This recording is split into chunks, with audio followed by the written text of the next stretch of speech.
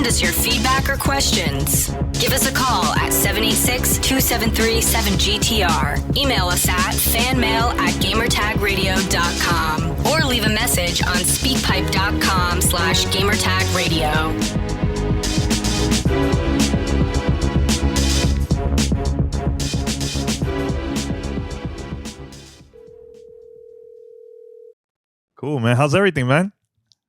Everything's fine. I'm currently in Geneva, Switzerland. We've got a game here tomorrow, and then nice. Heading back to the UK, and we play at Wembley on Sunday against Manchester City, so it's nonstop. Well, first of all, I want to say congrats. I know you guys won, right?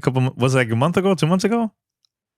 June 1st, yeah, we won the Champions League, yeah. Yeah, that's cool, man. Very cool. Yeah.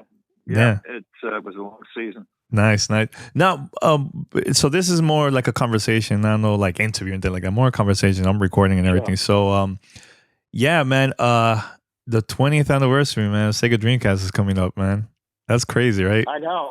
Yeah, it's hard to believe. 20 years ago, and it's funny. I was in LA a couple of weeks ago and did something for Sega of Japan. It's the 60th anniversary of Sega. Oh, so wow. I sat down with them and talked about my memories of my days. And I think they're combining the two. They're more obviously Japanese focused, and the Dreamcast actually for them, if you recall, was 1998. So they've already had their 20th anniversary. But yeah, it's amazing how time flies on this stuff. Yeah, man. Well, before we start talking about Sega Dreamcast, man, I know because I follow you on Facebook, and I remember when your team won, you said that at first it was like a risk going from the gaming industry to like soccer. So how was the process of going from the gaming side to that? Like for you, was it very scary at first or what? Well, I don't know if it's scary, but you have to reinvent yourself one more time. And, you get on in your career and you've achieved a lot. In my life, I've done probably, 3 separate careers. I'm actually a PE teacher by profession and education, but that didn't last too long. I wanted more than that. And then I got into sports marketing for 20 years, primarily back there in the States with a company called Patrick and then Reebok. And then made a complete career change and joined Sega in 1998, late 98, early 99. And, dove into the world of video games. And I had to learn that and learn the industry and learn the profession. And that's 20 years of that, actually 19 years. And then 2 years ago, I had the opportunity to move back to Liverpool where I was born and learn the football business in the industry. And so you've got to reinvent yourself and the opportunity to do something spectacular at the end of your career. This is the end of my career. Everybody should have that opportunity and everybody should be as lucky as me that I'm got the opportunity actually to give back so much what I learned in video games, digital transformation, different business models, managing your customer base, how you build and grow. And so many of the lessons learned at both Xbox and obviously more recently EA, we're applying at the football club, which is still a very traditional business. And we're moving rapidly into the digital world with database management, fan acquisition, fan engagement, all of the stuff that is kind of second nature in video games. Now going into the whole Sega and video games, like how stressful it was, man, because Sega at that time, they had a lot of challenges, especially because of what happened with Sega Saturn. How difficult and how challenging that was for you, starting to work at Sega at that time before the launch of the Sega Dreamcast?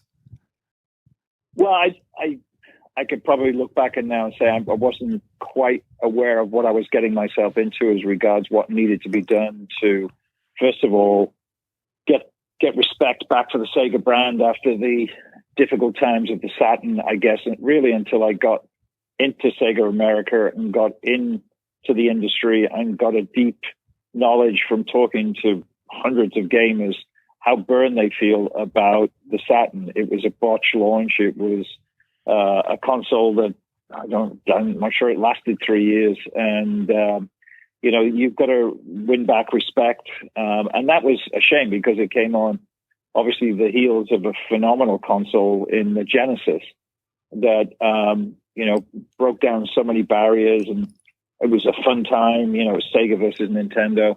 And the Sega brand as a irreverent brand was then formed.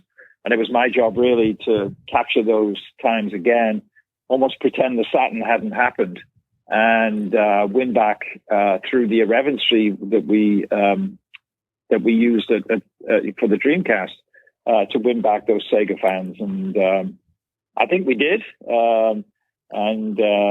But not enough of them, I guess, was the lesson learned in the end. Yeah, I think in our lifetime we're never gonna see a launch like Sega Dreamcast. I think, man, because the launch day was like one of the greatest launch dates ever, and just the launch titles also that came out that time was amazing. And oh yeah, it's how was it for you? Like, I know every time 9 pops up during the anniversary of Sega Dreamcast, you always post something, a picture of the console or something. Like, how important was that day for you? Well, it was critically important, not just for me, but for the people that had worked so hard, both in San Francisco as well as in Japan, to get the platform ready, to get online gaming poised, ready to go, to get the marketing right, to get our production numbers right. And you look back, to your point, you look back at that launch lineup, and it's only in retrospect, 20 years later, and 4 different launches since then of cycle transitions, that you realize it's probably the greatest launch lineup in history, particularly when you see how much brand new intellectual property was there on day one. And you just don't get that anymore for a number of reasons. But, obviously you had Soul Calibur, which wasn't new IP, and Sonic wasn't. But, Trickstyle, Hydro Thunder, Ready to Rumble, all of that, Power Stone, all of these things at launch really created probably too many titles at launch. I mean, one of the things you can look back at and say maybe it should have been spread out a little bit. But, you think about, I think there was 18, 19 titles at launch, and then, followed very quickly by the sports titles. It just was overwhelming how good it was. And I think the consumer, the gamer, was overwhelmed because they were spoiled for choice. Do I play Ready to Rumble? Do I play Power Stone? Do I play Sonic Adventure? Soul Calibur, I think, was probably the best quality title at launch. So from that perspective, you look back, and it's only when you can look back 2 decades now and you've seen all the launches subsequent. Yeah, it was a huge day for me personally. It's a huge day for Sega America right there at 650 Townsend and all the people that have worked hard. And boy, I mean, we kicked it off with, a bang with the VMAs, and everything we did, both goofy and straight up, to get ahead of the impending PS2 launch. Mm-hmm. Yeah, I remember one of my first ever gaming event that I ever attended was for the launch of SegaNet, and it was NFL 2K1 came out at that time too. Yeah. You guys at the time sponsored the VMAs for the second time. It was in 2000. That's right. Yeah. Yeah, and it was in New York City. And I went to the event. I was like mind blown playing NFL 2K1 on a 56K mode. I was like, wow, no lag. Amazing. Yeah. Amazing. Yeah.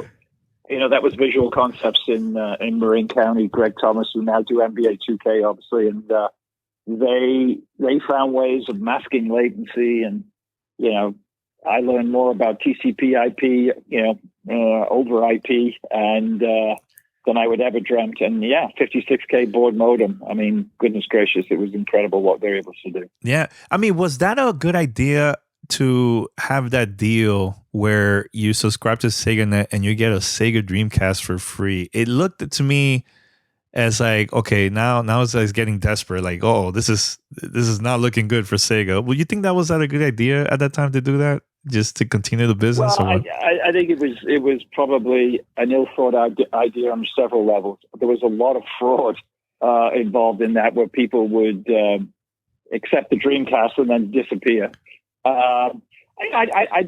During that period of time, you've got to remember that software was driving hardware very aggressively, and people wanted to use hardware as a way to lure you into signing up into subscription businesses. And I think what we were probably looking at was the success, if it was success, that AOL had a few years prior. If you recall, and maybe you're too young, but AOL was giving you, like, if you bought a laptop with AOL loaded on the desktop and signed up, you got $400 back. Yeah, I remember that. I remember that. And it's like, wow. And so why wouldn't you? And I think what we looked at is how could we lure people into subscribing, because it was a pretty new business model in those days. This is way before Xbox Live, obviously, and PlayStation Network. This was a brand new business model, and we had to get people, you almost had to make them an offer you couldn't refuse. But it was fraught with fraud, where people would accept the Dreamcast and then disappear. And the churn was pretty heavy as well. And we learned a lot about churn and retention and managing churn, which to this day is never easy. Yeah, I remember I was at Microsoft. I think it was for Lord of the Rings, some Lord of the Rings game for the Xbox 360 at the time. And we were sitting down, and you started doing like an introduction there about yourself, and then you mentioned a story about, I think you were at an airport. I don't know if it was the TSA or I think it was the TSA. That they said to you, Shenmue. Shenmue. They're like, I don't need to see your passport. You're the asshole that gave away the exactly right, Shenmue to Xbox. Yeah, that guy was bitter. Yeah, I mean, it's still to this day, there's gonna be a lot of people, Peter, that are always gonna blame you for that. Like, man, Shenmue 2 never came out for the Sega Dreamcast here in the States. Yeah, I mean, it was, sure, whatever. I get blamed for a lot of things. I work for a football club now. You think gaming stuff, you could work for a football club with 700 million fans like Liverpool has, and we're champions of Europe, but, I'm getting blamed all day long for all kinds of stuff. No, that was never the case. It was never, ever, ever going to be on the Dreamcast. Microsoft had funded some of the development with Suzuki-san, and, the Dreamcast, unfortunately, was in the death throes at that time. It was never, ever, ever going to be on the Dreamcast. But that's a decision made at the development level in Haneda in Tokyo, nothing to do with me. Mm-hmm. But what I did do was bridge the gap, from when we had to unfortunately pack it in as regards selling hardware, and bridge the gap with Microsoft and Xbox, because we needed a savior. We needed the cavalry to ride in to help out. And they were very good in helping us with dev kits immediately, as well as providing incentives to the developers to develop for Xbox. And it was the original Xbox 360, obviously, mm-hmm. had not launched. So, yeah, I get blamed for a lot, Danny. This is Gamertag Radio. Voicemail at 786-2737-GTR. Was there a game that came out after launch that to you, it's like one of those, like, man, it's like a hidden gem for Sega Dreamcast that still to this day, here and there I'll think about it once the anniversary of Dreamcast pops up? I think, I will never forget Seaman. If you want something that embodies and typifies the quirky nature, first of all, of Japanese gaming, but also what Sega was willing to support and publish, it was Seaman. And as weird a game as you've ever seen, of basically, you're manfish, if you remember the game. Mm-hmm, I remember. Floating around the TV. You had to feed it. You had to encourage it. You had to talk to it. It talked back to you. It kind of got to know what you were up to, and it was just spooky. But it was, a classic, almost like a demo for artificial intelligence through a video game that showed how it could learn, how it could do voice recognition. And, I thought it was very clever, very unique. But it was, towards the end of the Dreamcast, and it was never going to be a game that would sell millions of copies. Never going to be a game that would, in any way, turn anybody's head. And you wouldn't, I don't think, buy a Dreamcast to play Seaman. But Seaman's the game that always sticks out for me of all the things that I played and all of the things that I was involved in there as a game that was unique and disruptive, I guess. And certainly caused a big stir.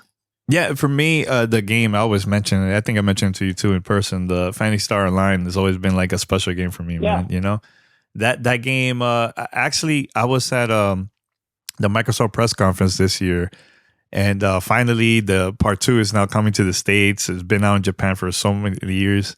And I was like, man, this is full circle, man. Like, I'm super excited to actually now play part 2. But how was that game? Because for you at that time, because I feel like that was like the birth of like all these looter shooters now that they have. They have, Arlang RPG, similar to like Phantasy Star Online from back then. It was like a game changer to me back then, man. Phantasy Star Online was way ahead of its time as regards exactly what you just said. And, you think about the collaboration, the cooperation, the social element of it, because we're talking 20 years ago. And it was Naka-san, his studio, that did it, that also did Sonic. But you look back at it now, and it sat there. I think the only thing that we didn't do well is put a lot more resources behind it to make it a little bit more mass market. It was still a pretty deep, hardcore gamer game. When I think that actually it could have benefited from a bit more marketing money and a positioning that was more user friendly, if you will. The game just felt too, I won't say nerdy, but that there was a core group of players who were going to play it, and it was difficult for you to enter that universe. So we didn't put a ton of resources behind it. It did not feel like a mass market game, and it probably wasn't. But I think it would have benefited from more marketing money.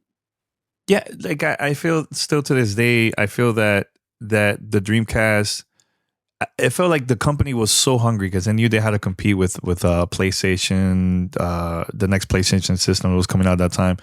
But they had like so much content, man. And if you think about it, like I said, Phantasy Star Online, it was a game changer. Even the sports game, NFL 2K and NBA 2K was amazing at that time too. Online was like ahead of its time for Sega. Like there was so many things that was going on so good for Sega Dreamcast. Why do you think was the failure that everything just went downhill for the company overall? Was it marketing? Was it money? Was it what do you think it was for you? I think I always credit Sony in doing a tremendous job in flooding the consumer, and by FUD I mean placing fear, uncertainty, and doubt in the minds of the consumer. They convinced the consumer that the Dreamcast was a transitional platform. Sure, buy it if you want to, play it a little bit if you want to, but the real console is coming the following March, the PS2, and that's when the next generation of gaming really starts. That was their message. If you remember, it was the emotion engine. It was like Toy Story comes to life in a game. All of that messaging, to their credit, placed doubt in the minds of the consumer. And so the consumer, in the end, didn't buy. And what happened, at our end, at Sega end, is we just didn't have the install base coming out of that second Christmas that we needed to continue to drive the business. The challenge, if you don't have enough hardware in homes, you're not going to sell the software. Software is where the money is. The hardware was probably being sold at a loss still then, and you needed your hardware units to go up, your attach rate, the number of games sold in relation to the hardware to go up. And unfortunately, those two things didn't get to where they needed to be. And then the following January, of course, we I had to make the very difficult lead that conference call to explain that we were getting out of the hardware business and we were going to become a third-party software publisher. How difficult was that to you, man, to talk to? Terrible. Talk to like everybody who was involved with Sega at that time. Like, hey, look, we worked really hard on this. We got to make changes. There's going to be layoffs. We're stopping the hardware business. We're strictly going to be sticking with just software. And what made you decide, like, you know what? I think I should just leave Sega and go from Microsoft. Like, how was that process, man, for you? Well, for me, we made the announcement in January 2001, January 31st, and we then had to do a ton of layoffs. Basically anything that was supporting the hardware, anybody that was directly focused on hardware, there was no role for them anymore.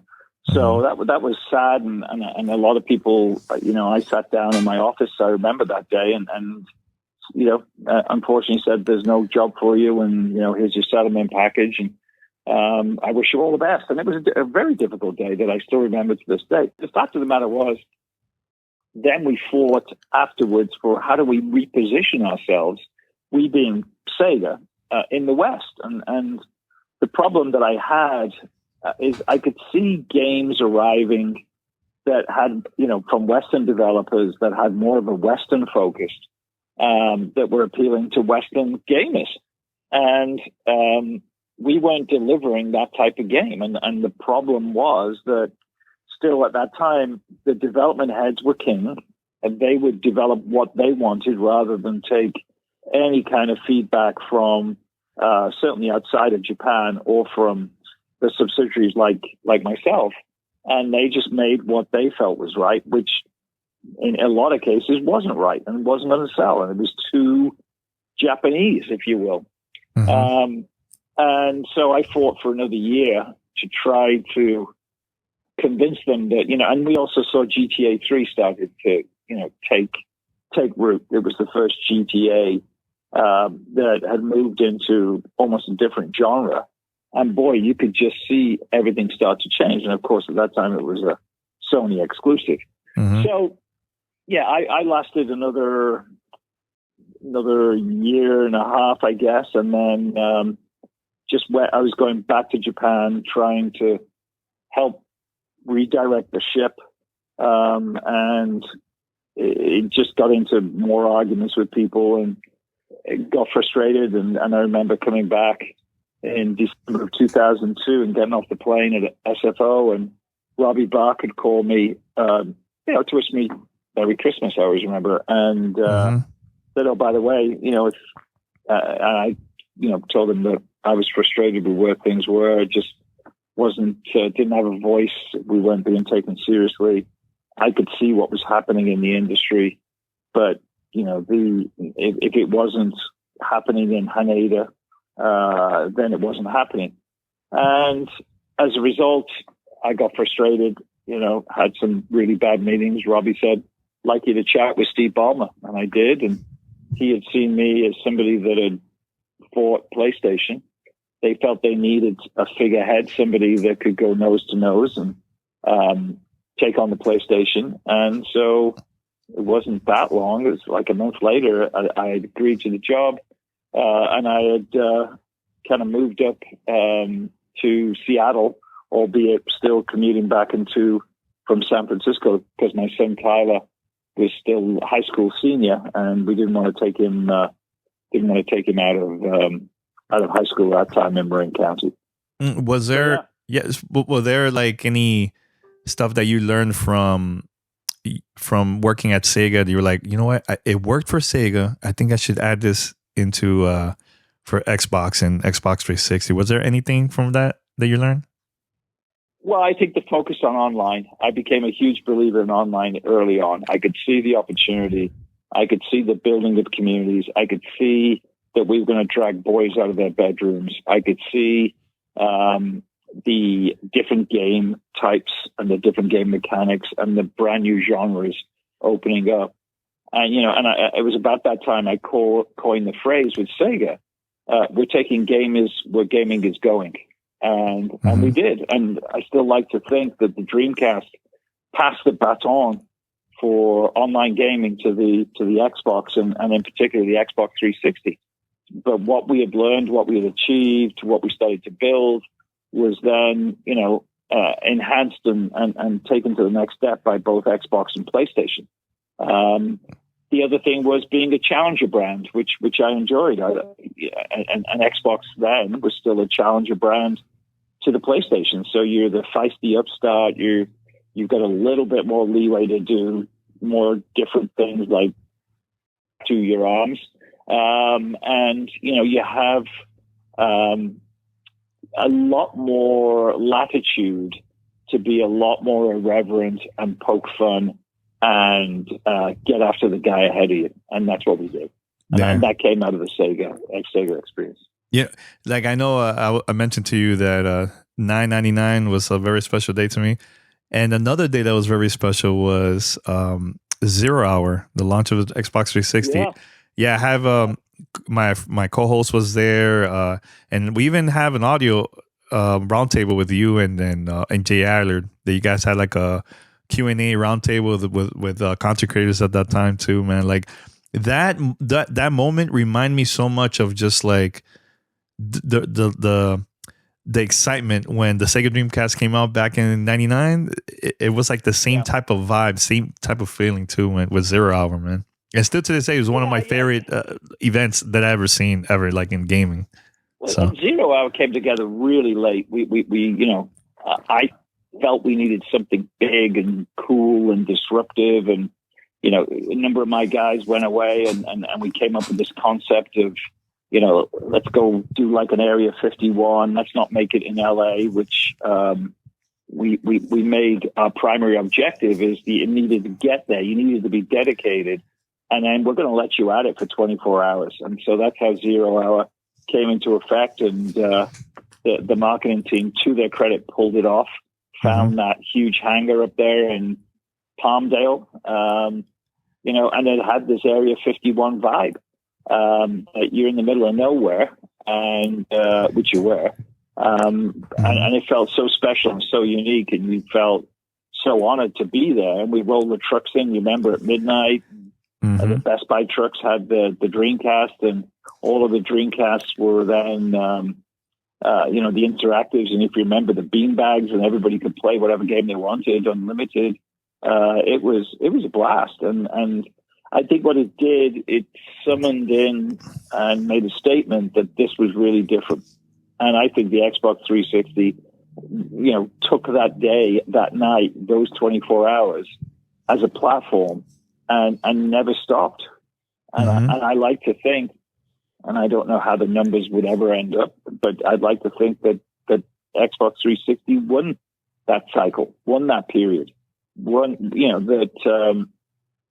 it really paved the way for where we are now, which we don't think twice about, which is online gaming. Yeah. And Xbox Live, and obviously the other guys have PSN. But the Xbox 360 really blew through any opposition to Xbox Live. And Xbox Live just massively grew, if you call, during that time to, as many as 60 million people. Yeah. There was one game that I was always curious about. Jet Set Radio Future. That came out for Future. Yeah, that came out for the Xbox. Was that game being developed for the Sega Dreamcast at that time, and then it got canceled? Like, you know what? Let's bring it to Xbox, or not? Boy, I don't remember, Danny. I mean, I'm trying to remember if it ever. The games on the Sega Dreamcast were developed on the Naomi motherboard, which was a shared, basically shared GPUs, CPUs with arcade machines. And this is where it made it a lot easier for Sega to do games like Crazy Taxi, because you could push them out on the arcade, and it wasn't that difficult to port them very quickly from the arcade to the home console, because of the development architecture was identical, and it was the Naomi board. Now, Jet Set Radio, I don't recall. It might have been one of those games that once the hardware started to falter, that it was shifted to other platforms. But yeah, it was, as you remember, it was a quirky style, that the cartoon type character elements were so unique and different, and the music was so funky. It was great music, great soundtracks. I think I still have that next to my Space Channel 5 soundtrack somewhere. Yeah. And so I think, once again, as we started this conversation, Sega, unique, different, quirky, disruptive, challenging the status quo, what games were, and gave a real and a real animated view, a tremendous rendering style that was eye catching. Yeah, I have one more question here. I know there's so many companies now that are bringing back like those old consoles. Nintendo done that already with NES and the Super NES Classic, right? Sega just did that recently now with the Sega Genesis.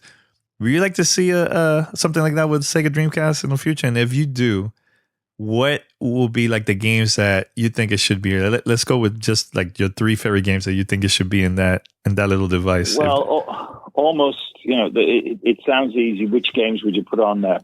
The challenge always, when you're, in this case, 20 years on or 18 years on, what license rights do you hold? What IP rights do you hold? Was there a music soundtrack? Do you still have the rights to the music? Do you need to strip out characters who you don't have? Voice talent rights. I mean, it is not easy to just simply pluck an older game unless you have somehow grandfathered in perpetuity these games. But so the easiest games would be first party games, and it would probably be Sonic that you would have. Midway and Ready to Rumble.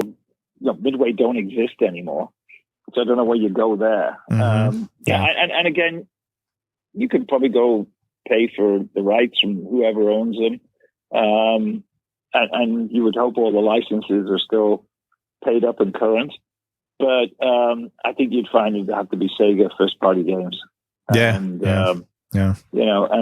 for me, you could go find things like Panzer Dragoon Orta.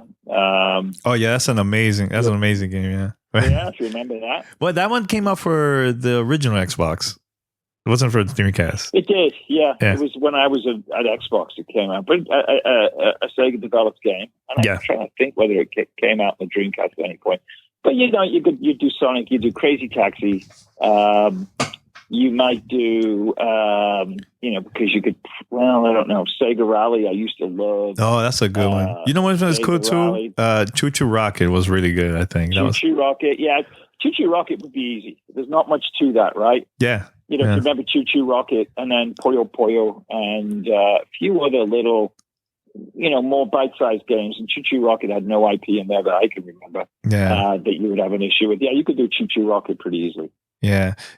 Peter, I think that, and it's true what you were saying, like, I think there's a lot of games at that time that they had a lot of licensed music, man. So if, Sega ever decided to release any of them, it's going to be kind of difficult, man. It was even difficult just to bring back the original Jet Set Radio from the original Dreamcast. They had it. I know they ported for 360, PlayStation, all the current consoles too, but it was really hard to get a lot of those songs, like permission, to be available in that game. It was so hard, man. Well, to that point, I say Crazy Taxi, and then I suddenly think of all the licenses in that game. You remember the soundtrack was Bad Religion. There's another band begins with an O. Jeez. Wait, for Crazy Taxi? Crazy Taxi, yeah. Yeah. There was a lot of there. I can't remember. But I know I know that Jet Set Radio had Jurassic 5. Only here in the States, it was Jurassic 5. I think Rob Zombie, I can't remember. There was one more too. Yeah. Yeah, but yeah, it's kind of hard. Well, I'm trying to think. Space Channel 5, you could probably do as well, because I think there's original music. I know there was a Michael Jackson cameo in there, bizarrely, and of course you probably want to scrape that out. Yeah. given where we're at today. Yeah. But yeah, there's first party Sega would know. Sega of Japan would know what they can do easily, what they might have to spend a little bit of money on. But yeah, I mean, it'd be great to see a little mini Dreamcast or something, and with some VMUs and pump it out on some GD-ROMs and go from there. Oh my God, Peter, I apologize. I totally remember now. So right now, there's a very small community that they figure out how to hack the system of the Sega Dreamcast and have like their own servers, and they still play to this day in 2019, man. Do you believe that? That's insane. I do believe it. I mean, unfortunately, the encryption was cracked pretty early on, and the GD-ROM, which they felt would be very difficult to crack, it was cracked. But I don't think we suffered too badly from counterfeiting. But yeah, it doesn't surprise me. There are people still come up to me today. I want to talk about the Dreamcast, and as I've just done for the last 30 minutes with you, I've got to go back in my memory banks and go figure out which file folder all those memories are in, and remind myself. Yeah, no, I just want to say, Peter, man, I appreciate you taking your time. I know we've been talking about this for months, and I'm glad that we finally make it. Dreamcast, the Atari 2600 changed my life because my grandma bought me that console when I was a little kid. But Sega Dreamcast was like a very special console for me, man. And I know it's a lot of people that feel that way too, man. And you were part of that, part of history too, man. 20 years. Like I said, it's great. People stop me and chat about it, and I have to remember a bunch of stuff. But yeah, it's been a phenomenal ride, and God, 20 years. Who knew? Well, look forward to my post on 9/9. I'll do something. I'll find something. Yes, you should find something very like never been seen before or something, man. Like, oh look, I got something here. I'm sure there's something out there. All right, Danny, awesome. But thanks a lot. Thanks a lot, Peter. Take care, man. Take care. Bye. Send us your feedback or questions. Give us a call at 786-273-7GTR. Email us at fanmail@gamertagradio.com or leave a message on speakpipe.com/gamertagradio.